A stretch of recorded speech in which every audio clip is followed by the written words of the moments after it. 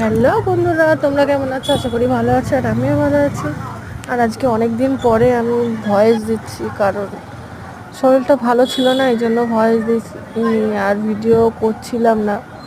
তো আমরা গিয়েছিলাম মেয়েকে ডাক্তার দেখাতে, তাই ওখানে একটাই প্যান্ডেল হয়েছে গোবরডাঙ্গাতে। দেখো, গোবরডাঙ্গা গড়পাড়া বিধান স্মৃতি সংঘ, ওইখানের প্যান্ডেল এটা।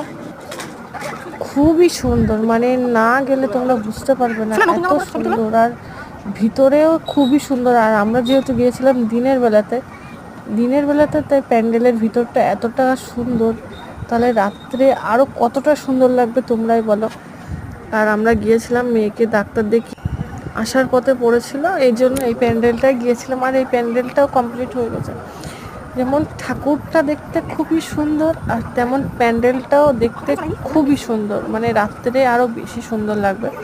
দেখো, দিনের বেলাতে আর ভিতরে খুব সুন্দর কাজ করা, সব ঠাকুর দেবতাদের ছবি করা, আর খুবই খুবই সুন্দর। তোমরা সবাই গিয়ে দেখে এসো, প্যান্ডেলটা খুবই সুন্দর হয়েছে, আমার তো খুব ভালো লেগেছে।